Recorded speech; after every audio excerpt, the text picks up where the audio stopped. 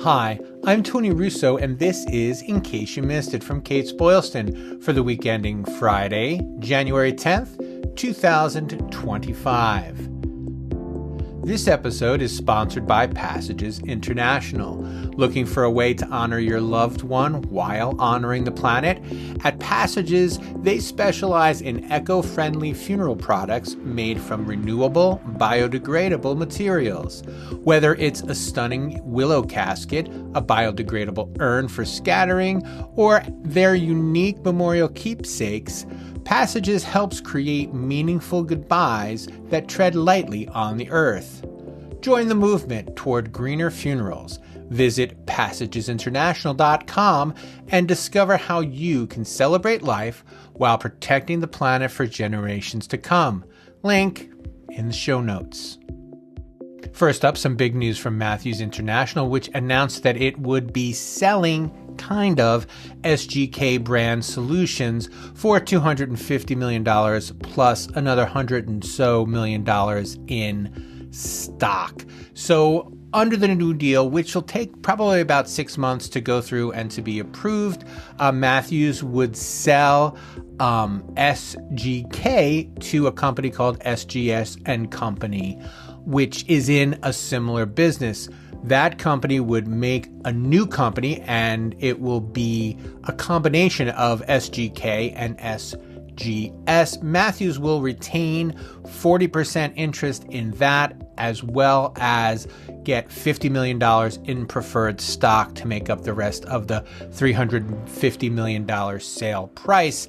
If you're a subscriber to Funeral Service Insider, then you also got an email or are about to get an email with a breakdown of the kind of, not behind the scenes, but the implications and some context for the story. I think what's important is that things are moving at Matthews. And what's interesting is that this comes with just about a month and change before they have their big proxy fight. Barrington Capital has asked to put up 3 more board members, which would give it control of the Matthews board. And if they gain control of the Matthews board, they want to remove Joseph Bartolesi, who is the CEO of Matthews currently. They feel that Bartolesi, along with some of the other board, have been too slow to do things that will improve shareholder value.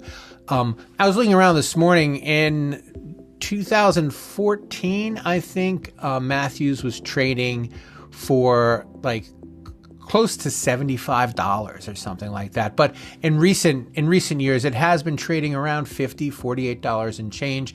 Today, it's around $30, and that's after a big rally following this announcement. So it'll be interesting to see what Matthews can do in the next month to stave off this proxy fight, or it will be interesting to see whether new management makes more cuts.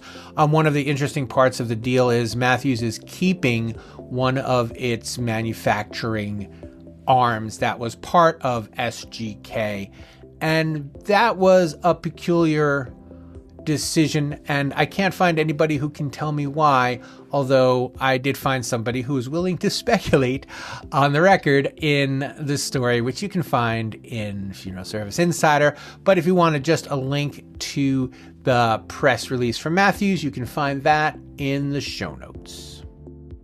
I've mentioned before that Funeral Service Insider, the section of Kates-Boylston.com, has lots of free content as well as, the behind the paywall stuff. Among them is a section called Mergers and Acquisitions, where we put as many of the mergers and acquisitions that we find, that come to our attention. If you have a merger or an acquisition and you would like to tell us about it, please send me your press release, put me on your distribution list. I'd be happy to run it. Same thing if you have someone who gets a promotion. Anything that you want other people to know, send it to me and I will make sure I tell as many people as possible.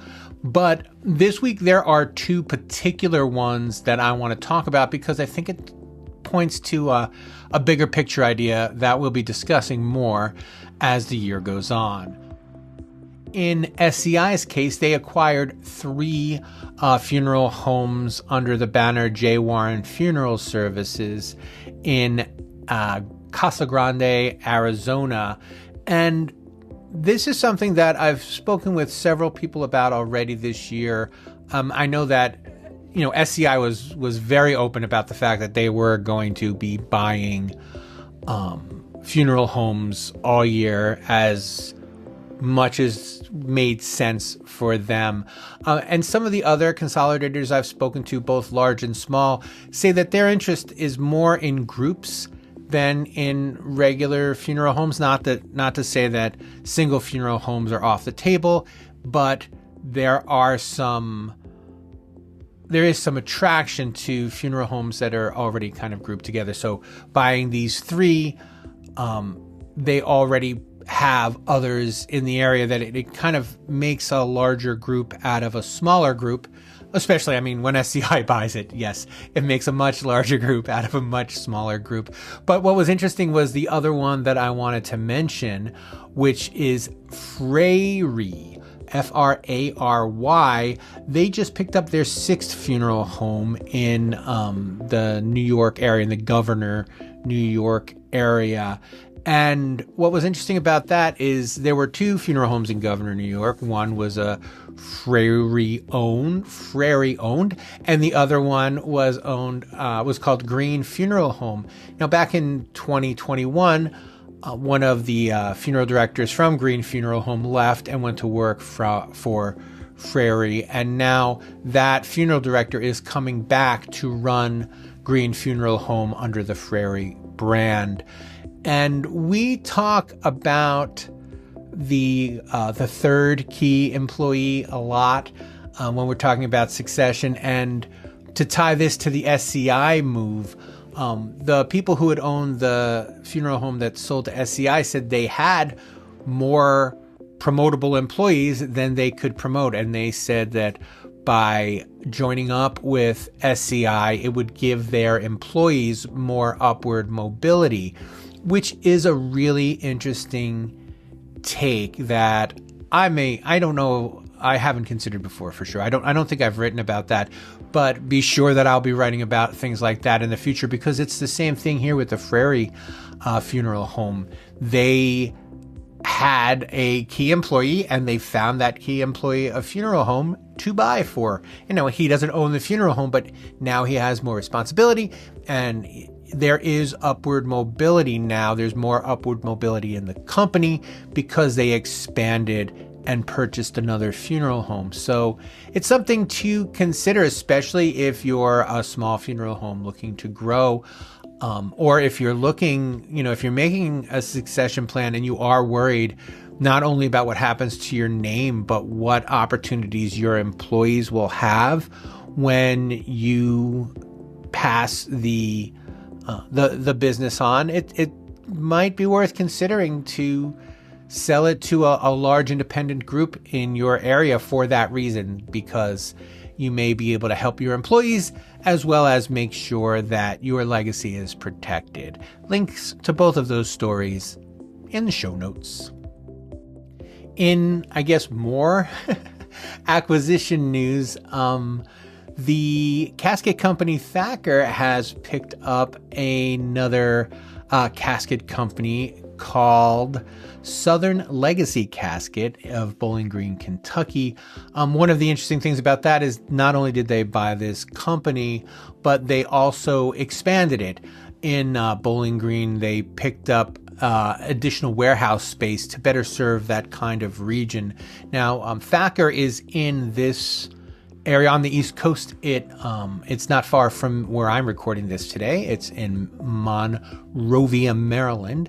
And so going up gives them more reach in the Northeast as well as into the West. And it's an exciting move for them. And I've reached out to Southern Legacy Casket to find out a little bit about that company. And we'll see if I can get you out a feature on them before too long. But for now, link in the show notes to the deal.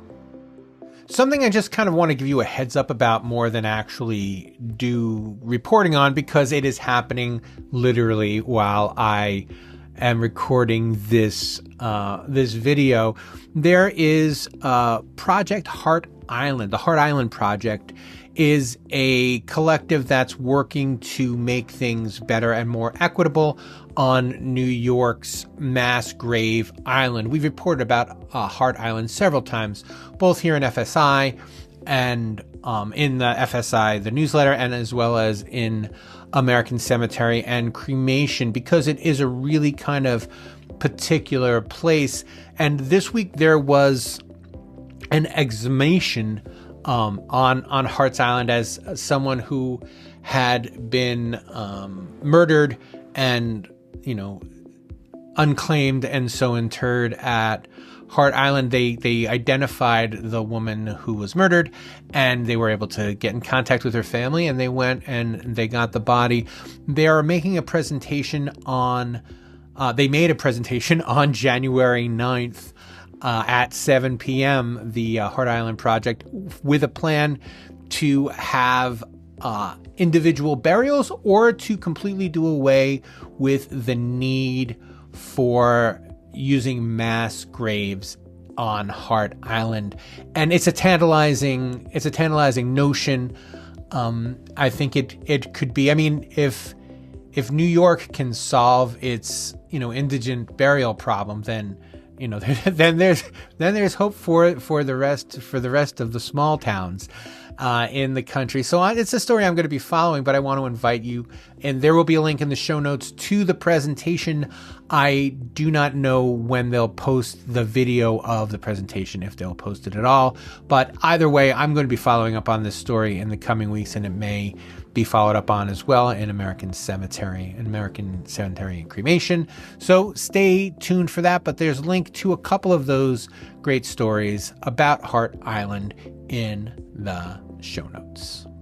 There's another report about a funeral home in Ohio, and it being the first, and I just want to qualify that I'm rehashing someone else's reporting. I've not done this reporting myself, because last time I said something was the first, I hedged, and I was correct to hedge. So I'm going to hedge again. But according to The Blade, Brown Legacy Memorial is Toledo's first Black-owned funeral home to open in decades. The C. Brown Funeral Home had recently closed, but Richard Brown III, second-generation funeral director, has opened this Brown Legacy Memorial to serve the community.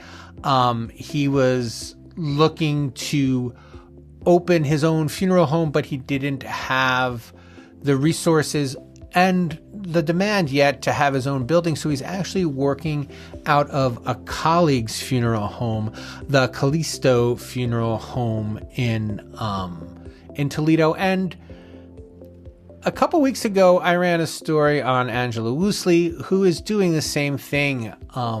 We're going to see more and more of this. When I first started back in 2022, one of the early stories I did was about a gentleman who was working to put together a collective of funeral home owners who worked out of the same office and did funeral homes out of the same building. It's something that happens more often and is happening more often. So we're going to report on that as it happens. If you are a funeral home owner who doesn't have a funeral home, whose funeral home is in someone else's funeral home, I'd love to hear from you. I'd love to know how common this is. It seems like it's more common than I thought. And hopefully it becomes more common, because I think that is a great way to be able to serve more families and for people to feel like they are more independent and still be able to earn a living as funeral directors. So a link to that in the show notes. But again, please reach out to me. I'll give you the phone number at the end so you can leave a voicemail if you'd like. I've said before, and I'll continue to say, that I'm not really in the name and shame business. I don't think that's what we should do as journalists. However, sometimes the name of the accused is important for the larger story. And that, I think, is the case with this story out of Salt Lake City, Utah. The State Funeral Service Board recently revoked the license of Lonnie Nyman, who they had restored the license back in November. But Lyman wasn't 100% forthright in the restoration hearing, and when the state's attorney general found out that he had his license back, he reached out to the funeral board and told them that, they had been misinformed by Mr. Nyman. So he was released from prison in March after being sentenced in 2019 on multiple charges, including defrauding clients, sending an explicit image of himself to a minor, deleting evidence. There's a list. The link is in the show notes. But what I want to hit on, and I would love feedback on this because I think I might say something that's vaguely controversial. I hope it's not. But if you are on a funeral board and a person has been convicted of defrauding their clients, I don't think it matters if they've served their time. That is bad for the industry. And I don't think that if you are a funeral service board, that if you're on the board, that if you're in the upper echelons of funeral service and you have the opportunity to, quote, forgive, unquote, someone for having stolen from their families, that I don't think that's forgivable. I think they have to get into another business. And the reason is, I think that we'll all recall the New York, the Wall Street Journal, I believe it was the Wall Street Journal, a couple of years ago said there's a problem with the NFDA and the NFDA is policing itself and they're not doing a good job. And everyone was up in arms, and rightfully so. I think that the NFDA's policing process for the funeral rule and for different potentially accidental cases is valuable and useful, and making corrections is something that we should all do. I mean, I assure you, I will make a correction about something that I've done in the next 2 or 3 weeks. I never go very long without saying something that I have to either walk back or take back or better clarify. Those are things that happen to all of us in all of our professions. But stealing from a grieving family isn't forgivable. And when the industry makes that forgiveness, it undermines everyone else. And I'm happy to see that the board found out that he had been less than honest with them, according to the Attorney General, about what he was convicted of and what he wasn't convicted of. And again, you can read the details of it in the show notes. I don't want to harp on what he did, but I do want to start a conversation about things that, if there's an honest mistake, you mistakenly cremate the wrong person. It's tragic, but it happens. If you switch a body, it is tragic, but it happens. If you perform sloppily, it's tragic, but it happens. But fraud isn't an accident. If you tell someone that you're going to put their money aside and then you go out and buy yourself something with their money and plan on just not charging them when they come for their funeral, that's why people are afraid to open preneed accounts. And until they can trust that, that funeral service is going to come down on these people, it's an understandable fear. And we as an industry promote that fear when we don't have a zero tolerance policy for stealing from grieving families, as if that needs to be said out loud. What am I missing? Tell me. I would love to know if I've gone overboard here, if there's something I don't understand. Please take a look at the story and I'd be happy to be corrected. But if you're on a funeral board and someone is trying to get their license back after having defrauded someone, take another second. Take another second and ask yourself what's more valuable to the industry. One additional funeral director who appears contrite, or coming down really hard on people who steal from grieving families. I don't know what I'm missing here. I must be missing something, because the Utah Funeral Board even considered restoring this, to actually restore this person's license, until they found out he was dishonest. And also, due diligence. If someone comes to you and says, yeah, the police said that they were mistaken and I'm good now and they didn't mean to charge me with all of those things, make a phone call. I don't know. But again, link in the show notes. And that will do it for this week. Funeral Service Insider, in case you missed it, is a Kates-Boylston production. It was written, edited, and videoed by me, Tony Russo. Please subscribe wherever you're listening now, or follow if you're on Apple. If you're listening to this on your computer, please take out your phone, go to the podcasting app that is almost certainly already on there. If you have Spotify, that counts. It's a app for listening to podcasts as well as a music app. Type in Funeral Service Insider. We'll come up. We're the only one with that name. Same thing if you have an iPhone, just type that purple circle, tap that purple circle rather, that has the Apple Podcast insignia on it. Type in Funeral Service Insider and click the little plus button to follow us. When it says subscribe, it doesn't mean that that's a paid subscription.